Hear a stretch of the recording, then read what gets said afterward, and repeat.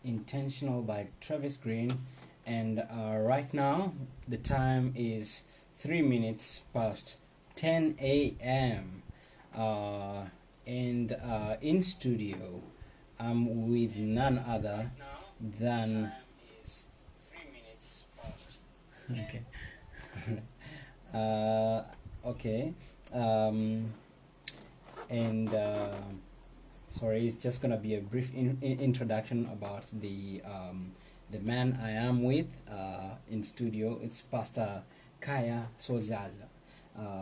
Please let us know where you're listening to us from. Our number is 067 99 445 46. 067 99 445 46. And uh,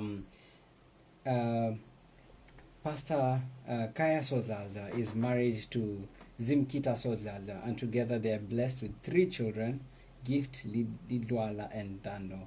He is an ordained pastor and a marriage coach, a motivational speaker, and an author of 3 books, namely A View from the Father's Shoulders, The Art of Building a Healthy Marriage, and The Marriage Reset Button, which I think it's a fantastic title. And he's also the founder and president of the Building Healthy Marriages Institute, an institution dedicated into building and enriching married couples to build healthy and happy marriages through the through the Building Healthy Marriages Institute. Kanya and his wife Zimkita conducts marriage seminars and workshops in different places, and get to be invited to speak in churches, weddings, anniversaries, renewal of vows, etc., on the topic of singleness and marriage. He and his family make Port Elizabeth their home. Welcome to the studio, Pastor. Yes, thank you so much. Good. It's a pleasure to have you with us, and I'm sure our viewers and listeners are really excited. This is our first session, but I'm sure the first of many to come. This is an incredible blessing, and so I myself, as a young single man, I'm excited, already, and I can't wait to hear what you have to share with us. And so I just read your bio over, and if before we go into it, and you starting to unfold and educate us and inform us, I just have maybe 1 or 2 questions. What led you, sir, into the marriage arena, or the coaching and the giving of information and stuff like that? What is it? Something that happened, or is it a passion, or how did you get yourself into this arena? Thank you, Brother John. Greetings to the listeners. It's an honor and a joy and a privilege to be here today. Yeah, sure. A few years ago, I was a pastor in a small town called Alwa North. And in this town, we had, one of our young kids, I think she was doing grade 7.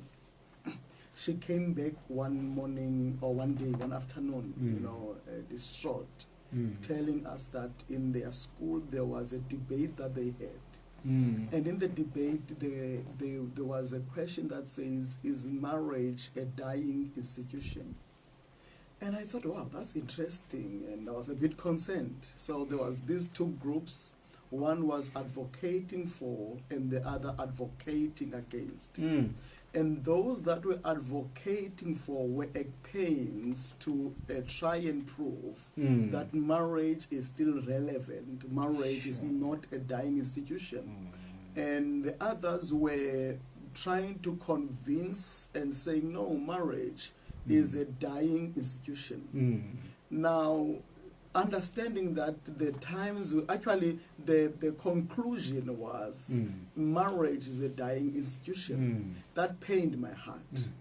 Because I got to realize that those that were advocating for, they had nothing much to run on, because these are the products of broken marriages, broken families. They are seeing that their parents have divorced. Those who are not divorced, there's abuse in the home, there is pain, there's bitterness, and others, they grow up without fathers. Now, when I looked at this and I realized, if our children can be convinced that marriage is a dying institution, that means, where are we going? This alarmed me. As a pastor, that made me think, I'm grateful to God for my marriage. Yes. And it always bothers me when people paint marriage as a negative thing. Paints, even, in our culture, when you get married, they will tell you, Tanam, in other words, all in a nutshell, they are saying, in marriage, you have got to endure. And I don't believe that. I believe that in marriage you are supposed to enjoy yourself. So I think for me that that story of this kid, activated something in me. It activated something that says, no man, marriage is not supposed to be dying. If we don't do something now, our children will not know about marriage. So it was more of a call for me into action. And I've never looked back. I've enjoyed it. Was since 2007 we started the programs, but we have never looked back. We enjoy it. It's our passion. You can wake me at 3 in the morning. If it's for marriage, I forget about the sleep. I just jump and spring into action. Wow! Yes. Wow! That's an interesting way for you to realize that this is your calling, and this is a ministry that, especially, I know you're a minister, a pastor, but especially in this area, this is like an area of concern, as you said, in South Africa. Well, and I see, when I was at university, and I had a few friends, and stuff like that. So, and I asked, 1 or 2 people here and there, then what about your parents and stuff like that? And I started realizing that many people have come from broken families, and which leads to broken children with very, one-way kind of perspective in life or the other. And what is your take, before we jump in again, what is your take on the current state of the marriage institution in South Africa, how it is, and what do you see, as a future? As a marriage practitioner, if I may put it like that, yes. It's my duty to keep on updating myself on the statistics and trying to understand what's happening into marriage. In a nutshell, if you look at the statistics right now, unless we do something, things are looking bleak. Marriage is quickly losing its traction in this generation. So many, rightly so.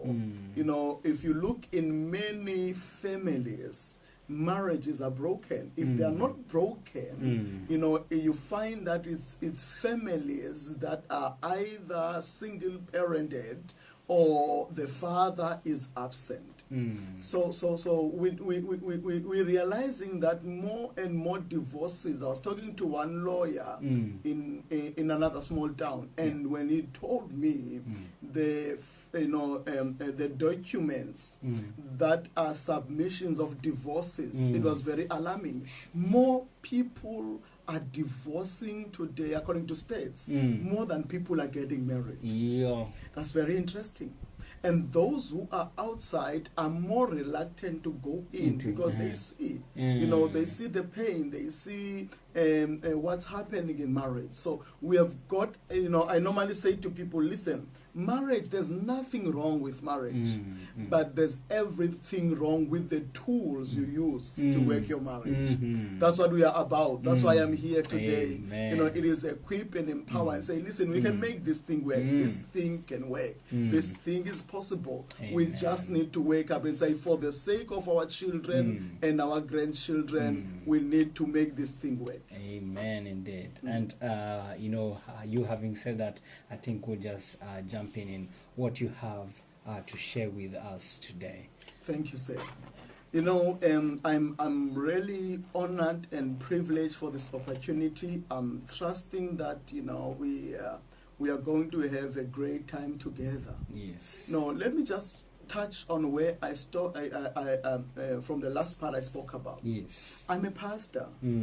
And as a pastor, I see the devastation of what we are talking about, broken families, broken marriages, right at church.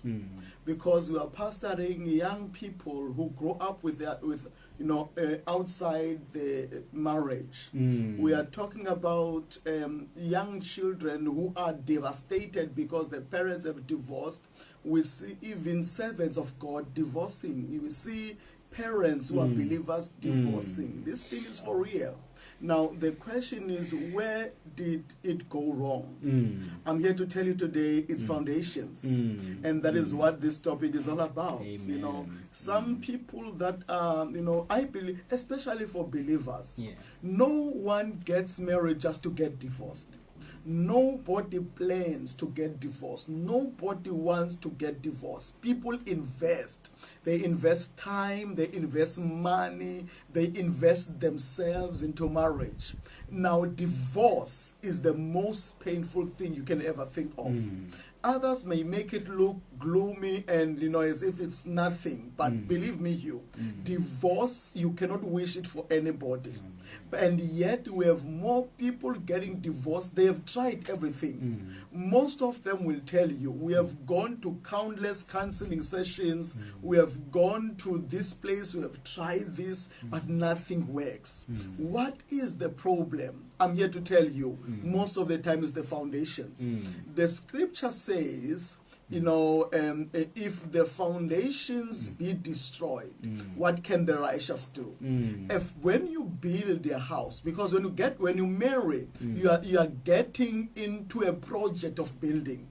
You are building a family here. You are building a home. I think our grandparents, you know, they got this thing right, because our grandparents, where I'm coming from, when they would propose to a girl to get married to, they would not say all these, you know, glossy words and, you know, roses are blue, you know, and roses are red and sky is blue, whatever they say, but they would say one thing and say, you know, a daughter of so and so, would you come with me to build a home?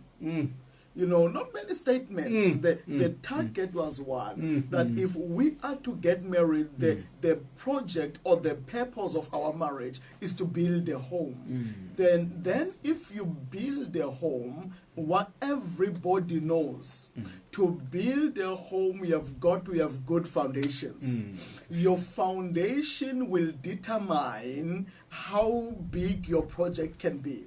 You cannot build a house that is bigger than your project, than your foundation. Foundations are key. Sometimes, you know, if you talk about the bylaws and the municipalities, municipalities have got a responsibility, even though sometimes we hate them for that, even though sometimes we are irritated, but they have got a responsibility to protect their citizens. They have got to make sure that they are in good buildings that are strong enough not to collapse and maybe kill somebody. So, you know, the inspectors will keep on rigorously checking the buildings and checking for defects. If they found the window broken or the window pane falling, having fallen off, they will not scratch that building. They will not disqualify that building, because they know you can always put the panel back. Even if they found the roof removed, they will not scratch the building, because they know you can only fix the roof and the house will be okay. If the wall has fallen down, they will not scratch the building, because they know you can always rebuild the wall. But if they find a big crack on the wall and they can trace the crack into the foundation, they will have no choice but to say this building is disqualified. Why? Because they know if the foundation is faulty, there's nothing. You can put the polyfillers, you can try everything, but if the foundation is faulty, there's nothing you can do. Many marriages, my brother, are in this dilemma. They have not taken time to set the foundations properly. As a result, they are struggling. What we would love to do in this program is, the good thing about this program is we are able to revisit the foundations, even though we are already in the building project. So you can revisit and look, where are the faults? What is causing the cracks? And then we can be able to fix those, you know. Let me say this in advance. The book that I've written, you know, on marriages, we have written 2 books already. One is The Art of Building a Healthy Marriage. You know, you need an art. I mean, you know, marriage doesn't happen by itself, you know. Marriage, you know, many people get frustrated because they thought they're just going to come in. But you need an art. You need to know how to do this thing. And secondly, we did, the second book says, the marriage reset button. The marriage reset button, it is all about fixing the foundations, putting the foundations back. So we write a book on that. And in this topic, or in these sessions, we're going to be more dealing with what is in that book. Because I believe that if everybody can get this concept, our marriages will be in place. Many couples that we have counseled, spoken to, we always apply these concepts, and to their surprise, most of the things we're going to talk about, some of them you know them, but it's just that you need somebody to confirm, no, what you know, you need to apply. So that's what we're going to be doing. Foundations, laying the foundations is very crucial. You know, I remember marriage, when we see somebody that we love, I pray that you see somebody very soon. When we see somebody that we love, it's as if your senses or your sanity, gets disengaged to a point. Because you don't think straight. It's true. You know, that is why they say love is blind. Yeah. Because at that moment, even if this person has got faults, even if this person, but you know, there's a song that they used to say that says, "Into yam diaitanda." In other words, I love my thing, even if he's a drunkard. They will see all the faults, they will see all the mistakes, they will see all the shortcomings, but love will blind somebody not to see that. Sure. You know, I remember, and when love will make you do things that you don't normally do. And this is also part of the problem. Because I get a lot of people asking me, you know, teary sometimes, Pastor, what happens to love after marriage? Because before we got married, this man used to, or this woman used to do this, but now when they are inside, they are no longer doing that. It is because at that time they were driven by love.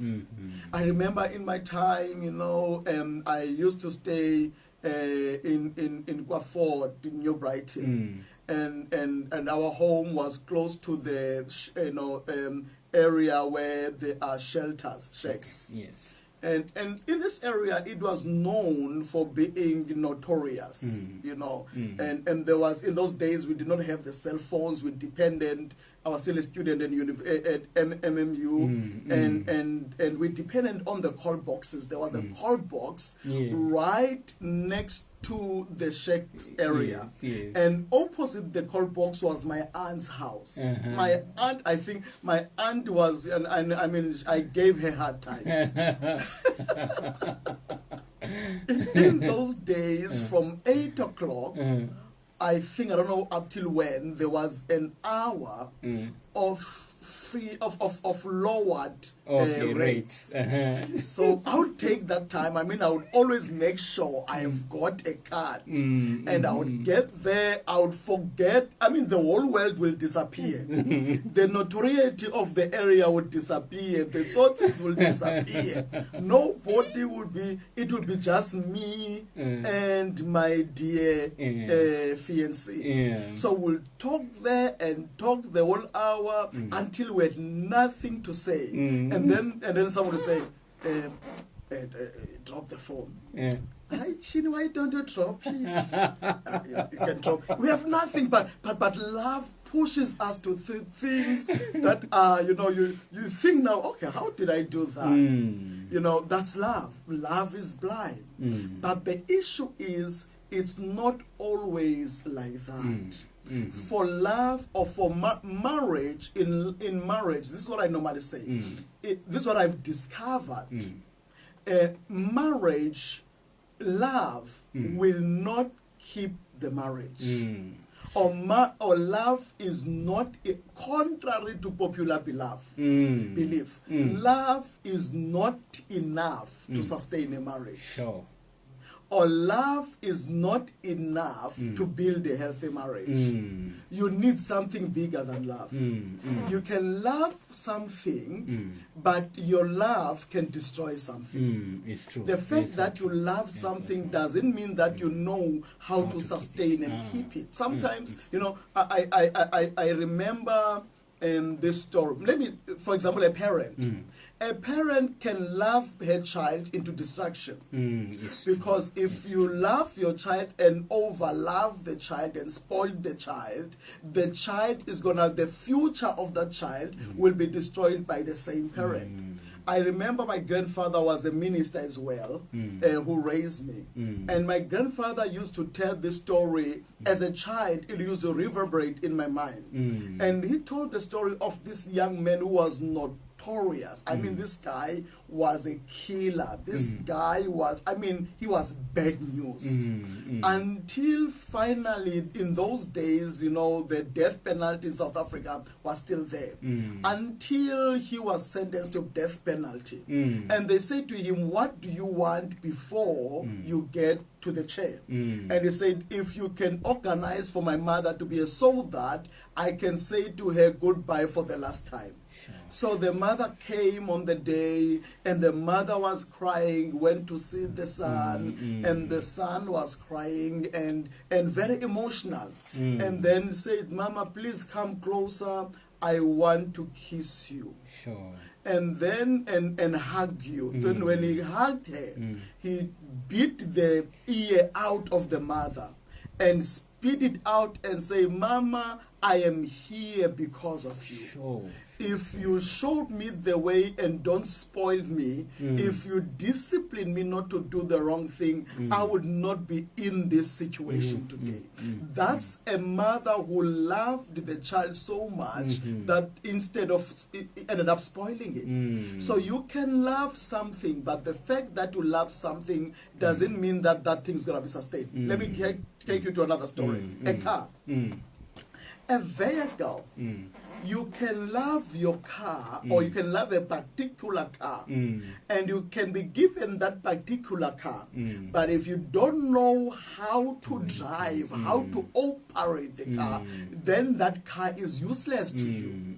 If you try to operate your car without knowledge, you will definitely destroy it. It's true. Because you love the car so much, but you did not have the knowledge how to drive the car. And that car therefore would be in trouble. So I'm here to tell the listeners today that, listen, love is important in marriage, but in this, I know that Brother John, many books have been written on love, many topics, many people have spoken on love in marriage. I don't think that I need to continue. It's not that I don't value love. I will give you the knowledge of how to love, but my focus is not necessarily love on these topics, but my focus is the knowledge. Understand what is marriage. If you're not yet married, wow, you're blessed, because you're going to be empowered. Your foundations are not going to be messed up. Amen. I think personally it's easier to to build a foundation of knowledge than to build and find out you have to tear again and rebuild and start again. So those who are not married are even more blessed because we're going to be teaching you even before you get there. Amen. So I want to tell you that in this topic we're going to teach you what is marriage. Many people get into marriage not really aware, not really knowing what marriage is all about. As a result, when they are already in, that's when they want to jump out because they realize, well, it's not what I thought it was. So before you get in there, know and count your costs. Know, what am I getting myself into? What is the machinization of this thing called marriage? Number two, you've got to understand yourself. Because, you know, if you're going to give yourself, if you're going to give a product to somebody, you've got to understand how that product operates and functions, because you cannot, if you love somebody, you cannot give somebody a product that you don't even understand how it functions. You have got to understand how the product functions, and therefore you've got to know yourself. If you say you love your fiancé, if you say you love that man or you love that woman, you've got at least to know who you are, what makes you tick, what are the things that you are, what are your shortfalls, what are your strong points, so that when you give yourself as a gift, you give somebody that you know, you're not going to be a surprise to that person. You know exactly where you are. Many people get married before they even know who they are, and it creates problems in marriage, because when they are already inside, they are only then discovering themselves that they are not what they sold themselves to be. And then you have got to understand your spouse. Who is this person? What makes them tick? Or maybe at the most, understand their gender. Because women and men are not wired the same. We are wired totally different. So the way that we function is totally different. But at least you have got to have a basic understanding. What makes male, what makes a female tick. You have got to understand that. You have got to understand, you know, your background as well. Another thing that we look at. Because some people do things activated by their past, because you know, there are files in our mind that whatever, if you go through something, whether traumatic or wonderful, we file them, and our responses to life are based on the files we have. And if you don't understand the files you have, you will mess up in your marriage, because your files will take care of you. I mean, will come in and but at least if you understand the files, you are able to organize them. You are able to say, well, I know this one that is coming up is not me, it's my father's marriage. This one that is coming up is not me, but it's that boyfriend that cheated on me. This one that is coming up now is not me, but it's what happened 10 years ago.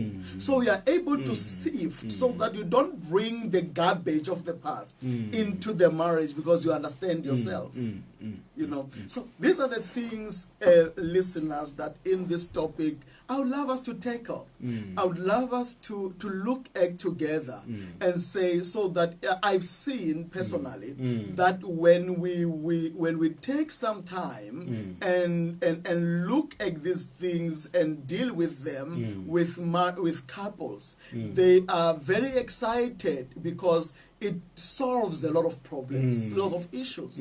It's just basic concepts, and very simple concepts, but if you catch them, you know, your marriage will have the right tools. These are just tools we deal with, you know. Just in case you've got something to ask, Brother John, I don't want to keep on going and leaving listeners. Can I still go? You can go. That's this super. Is incredible. That's super. Now, I pray and hope that the listeners will be blessed by the topics we bring. We're going to be talking about a number of things. We're going to talk about the issue of belief systems. Many people, you know, belief systems, I would say, are the formulas in your mind to perceive and respond to life. So we're going to talk about how do you basically get these belief systems and how do they, we call them, your mind is a meaning-making machine. Whatever thing that you see, that you respond to, it depends on how your mind interprets it. And belief systems forms a very big part of that. And coupled with that, when I talk about the expectations, many marriages breaks because of expectations. Many marriage breaks because people feel this is not what I was, I expected in this marriage. Let me tell you a funny story. One old pastor tells us a story of how he married this young couple on a Sunday, and after marrying them, they go on a honeymoon. And in this honeymoon, they, most in a honeymoon, you take some time and you prepare yourself for the night. So the lady goes into the bathroom, takes a time. I don't know what is it that makes, my wife took over 30 minutes. I've been waiting for her for years, and now she has to take 30 minutes preparing to come back. This lady also, and this guy could not wait for the better half to come back. So when she finally came back, she was carrying the hairstyle in her hand. The what? The hairstyle. Hairstyle? Yeah. The hair. All right. She was so beautiful. Okay. The hair was beautiful. Okay. The makeup was beautiful. The lady was beautiful. When she came back, the hairstyle was no longer in the hair, in the head. The hairstyle was in her head. And in her head, there were some patches of hair there and there. No. So she came back, and the makeup was not there. Those of you, some people know, makeup these days can do wonders and miracles, I'm telling you. So this lady was a totally different person. And this lady now, this man was alarmed because he said, what happened to the wife that I married? What happened to the woman that I married to? And then the wife took a glass of water, thought that after so much work in the bush, she must be thirsty. When she took the glass of water, she opened the mouth, took out the first teeth, put it there. And now the mouth there were no teeth. And the guy was speechless. And as if that was not enough, she took another glass and took an eye and took it out. No. To cut the long story short, early in the morning, the pastor was woken by the guy on his door knocking. Pastor, please don't submit the register. It's factory fault there at home. Oh, wow. So the issue is here, this guy got married to this girl with expectations either than this wife. So expectations can be very dangerous. I normally ask the couples, I do a lot of premarital counseling, which I think is very crucial. I do that with couples. They approach me and I do for them, even outside our church, as long as you're going to get married. Sort of the businesses that we do in our project. And one of the questions I normally ask them, what did you see in this man? Or what did you see in this woman? You should hear. The guy says, I am Fundisi. I always told myself, but when I get married, I want a wife that when I walk with her in the street, all the heads will turn. Fundisi, did you see her figure? Now, the Bible says beauty is fleeting. What you see today is not what you will see in years to come. Yes, true. if you got married to the figure, when the figure disappears, you look for other figures. It's true. Or if you married to the 16V, you know, in those days we used to call them 16Vs. Yeah, I know. If you married to the 16V face and body, what happens when she grows? Because you also grow. And you know, if you go with, I love grandmothers. I love these old mothers. I mean, I enjoy them. Maybe because I was raised by one. Yeah. But if you go to most of their houses, most of the time, right in the sitting room, you will see a beautiful photo or photos, but most of the time it's a beautiful photo of a husband, young husband, and a young wife. Beautiful out there. And then you ask the old mother, who is that, Granny? Says, Danam. And she would smile, in my days. Yes. Now, when you look at her today, it's a far cry from what you see and what you see now. I'm not saying they are ugly, but I'm saying that they have matured in their beauty. Amen. If you marry to that beauty, you will not appreciate this beauty. Amen. Because they will not stay the same all the time. So those guys who marry to the outside appearance, the problem with them is their expectation is that they will remain like that forever. If they see them changing, they will keep on seeing, because their address was not in their heart. Their address was in their outside appearance. And then you hear about the sisters. You with this. I pray to God that when I get married, I will get married to a guy who is strong. Have you seen his muscles? and then he says, and also I pray that the Lord will provide me with a man that will build me a house by, you know, provide for me financially, have the latest trend of hairstyle, and buy me a BMW. With this. And they forget that, listen, the muscles you see today, you know, believe it. I normally say, some of you might see me, I'm starting working out again. I trust the Lord. But there was a time that I had a serious six-pack. Awesome. You know, I don't know, I had a six-pack in my days. But I believe the six-pack is still there, but it's just in the cooler bag. Now, if my wife married to my six-pack, by now she would have left and found other six-packs. But she married, whether six-pack is there or not, she married to me. When we talk about money, in South Africa, our economy is so volatile. You never know what's going to happen tomorrow. It's true. People that were secured in their job, people that were highly qualified, are now sitting without jobs. Sure. I mean, there was a time that we thought that pilots are the most secured jobs and the most highly qualified people, that if you get to be a pilot, you knew you were gone. But today in South Africa, we have a number of pilots because of SAA closing. We have a number of pilots who are sitting at home without a job. So you can never say there is, you know, a guarantee that tomorrow you will have the income. Businesses come and business. I'm in business myself. I know that there are times that I will make money and swim in money. I know that there are times that I would think, hey, was there a time that I ever had money? So business is can, you know, is very much, you know, one time is like that, the other time is like this. So if you get married to this man because of money, what happens if the money is no longer there? What happens when you go through the patch in your life? That means you leave this man and look for others who can provide, because your expectation was faulty. I believe that I normally say, don't marry to somebody you can live with. Marry to somebody you can live without.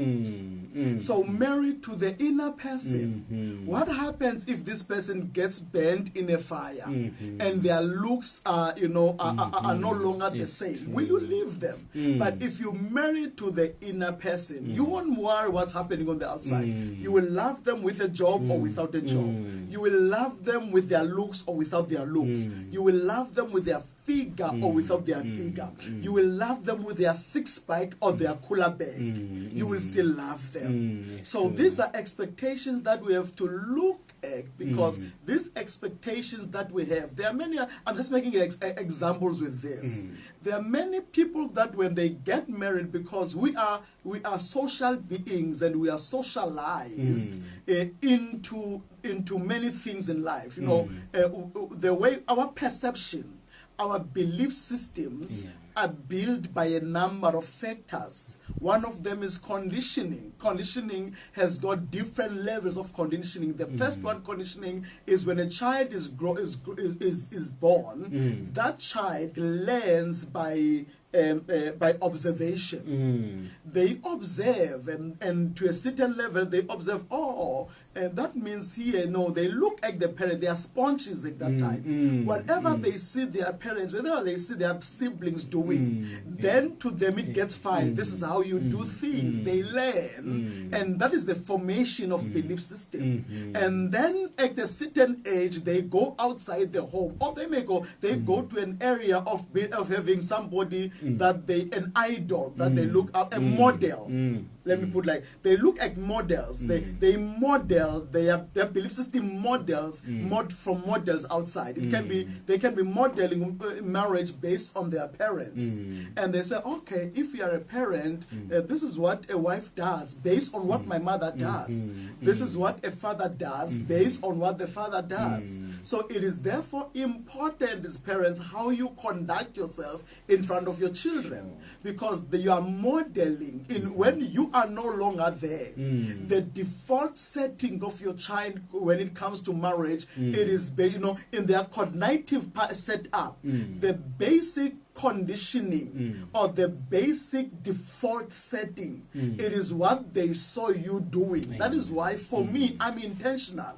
I'm intentional to love my wife in front of my children. I am intentional of being playful with my wife in front of my children, because I'm conditioning my sons. I'm conditioning my daughter to know, my son must know, this is how I should love my wife. This is how I should be a father over my family. Because if I'm not there, they will continue doing what that is why many people might hate the abusive, might have hated the abusive tendencies of the father. And they told themselves that when I grow up, I will never be like him. But you find them saying, I hate myself because I'm doing exactly what my father was doing. I don't know why.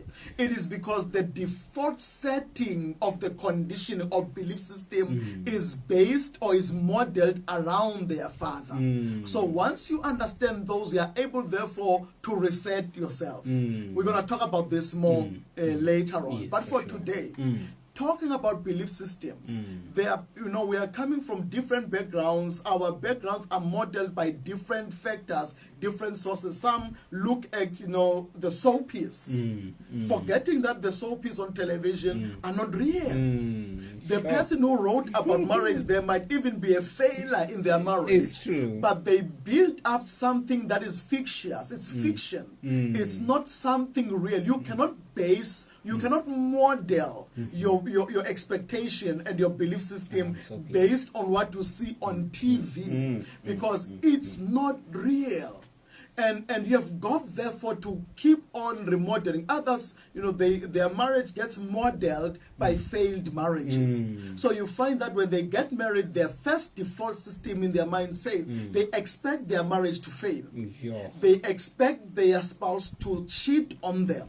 It's an expectation that they have, and it's a defeating, belief system that is dangerous. So you have got to learn, what are the expectations that I have? Some people have got very high unrealistic expectation. I expect this man to make me laugh every day. Listen, if you wanted to laugh every day, you should have married a clown. But this man is not a clown. He's not here to make you laugh every day. He's here to be a husband. So you have got to, I expected this woman to wash for me and clean for me every day and cook for me. If you wanted somebody to do that, you should have hired somebody to help in the house, to do your domestic domestic work. This is your wife. It's not that they will not do those things, but your expectations of your marriage should never be based on those things. Because if your wife cannot fulfill those unrealistic expectations, your marriage will be in trouble. So we need to work on our belief systems. We need to always know how to. I'm counseling from the basic background. I've done a number of programs on counseling. Most of them are more psychological programs, you know. But the basic departure point for me, it is the Christian perspective. It is believing that marriage was instituted by God. Therefore, God understands marriage better. So therefore, I always say, if you are to have any expectation on marriage, take the Bible. You know, you must harvest what the Bible says you should expect from your wife or from your husband from the Bible. Leave the world, everything that, you know, the world has got expectations. And unfortunately, the world is failing dismally. The people who are propagating those expectations are in the sixth marriage right now. Because they don't know how to work this thing, but they keep on giving formulas to others for something that they themselves are unable to make work, to make them work. So saints, you know, I want to say to all of you as you are listening to me, as we do these programs, we have to keep on saying, what am I expecting in this marriage? Is it realistic? Is it biblical? Is it the right? Who formulated this expectation in the first place? What belief system am I coming from? What formulated the belief system? Am I realistic? As I don't know, if you give a preacher or if you give me to talk about marriage, I can talk the whole day. So when it's time for me to wrap up, you better be able to please let me know.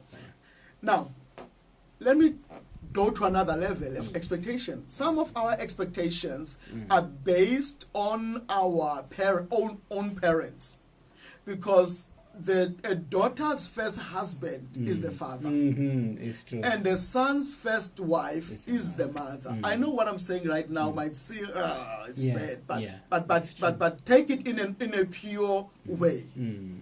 So the son looks at the mother, and the mother models in his mind what a mother is supposed to do. And he idolizes this mother. And therefore unconsciously wishes that the wife would be like. So when they think about the wife, the first default setting is the wife should be like the mother. Now when this poor wife comes, she is definitely not the mother. And she is unique in her own way. Her strength might not be like the mother's strengths. Let's say, for example, the mother was a good cook, and the wife is not a good cook, but the mother might have been bad in maybe ironing and washing and ironing the clothes, but the wife is brilliant in this. When she washes your clothes and irons them, they look like they are coming from the shop. But in the kitchen, she's not like the mother. Now, if you judge her based on what she cannot do, because the mother, and you put her in the same scale as with the mother, you will miss to appreciate the area that she's good in, because she is not her mother. Just like your mother was not good in doing the washing and the laundry, she is not good in cooking, and therefore you cannot fault her. If you are wise, you will say, well, she might not be good here, but let me look. Where is the area? And then maximize on that area. Appreciate that area. You will be surprised. When you appreciate her in that area that she's already good at, she will make effort to grow in this area that she knows you love. Let me tell you something. You can never fault a fish for not climbing a tree like the monkey. It's true. Just like you cannot ever fault a monkey for not being able to swim like a fish. Because these are two different standards. So in your marriage, make sure that your expectation are not, out of this, are not, expectations that are not realistic. You have got to make sure that they are realistic. I hope and pray that the listeners out there are learning. I hope that they are getting something. Yes. I hope that I've managed to raise their expectations for every Monday. And I think, Brother John, if the listeners can go out today and tell those and their friends and say, hey, if you want, because my desire, some of you might not know, for me to come here, I mean, I'm supposed to be running business and doing other things here. For me to come here, I don't get paid a cent.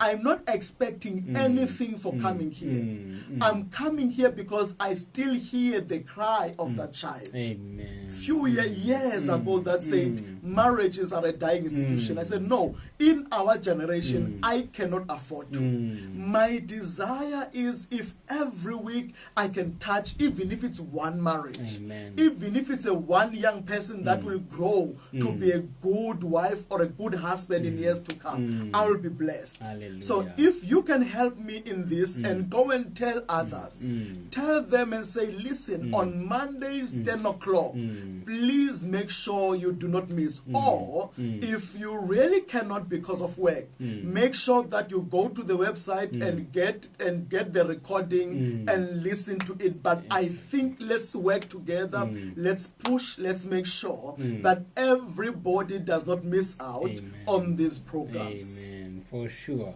Yes. Cool. This is fantastic. We've got about 10 minutes remaining. All right. And there's been a question that has been boggling in my mind for a while right now that I really want to ask you. And our listeners, please don't forget our number is 067 99 067 99 You can WhatsApp us your questions, your queries. This is a time where we do that. We get to throw in all these things, whatever maybe you might have gone through, your circumstance and situation. Everybody has a unique situation, and whatever you're going through might not be what your neighbor is going through. So on our viewers on Facebook, you can drop a comment down there, and then we're going to voice them out.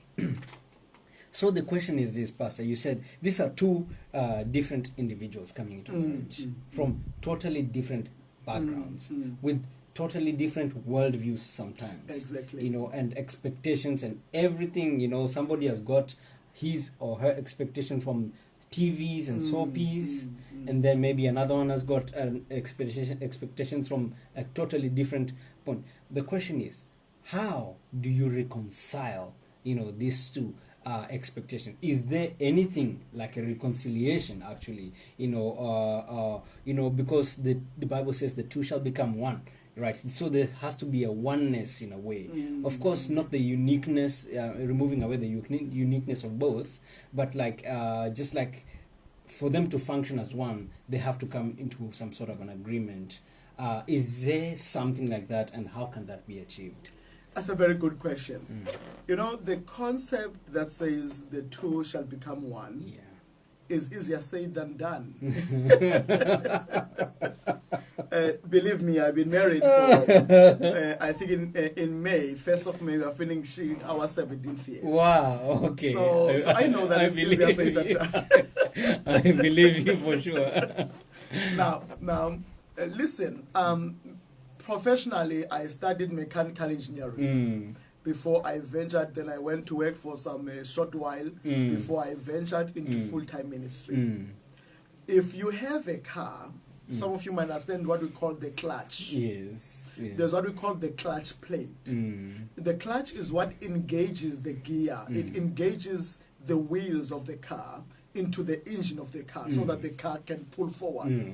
Sometimes the clutch runs out, or and then it cannot engage. So you've got to change the clutch. The clutch, if I may give you a mind picture, is two round plates that are flat on the surfaces. So what happens is, for them to engage, they've got to press against each other.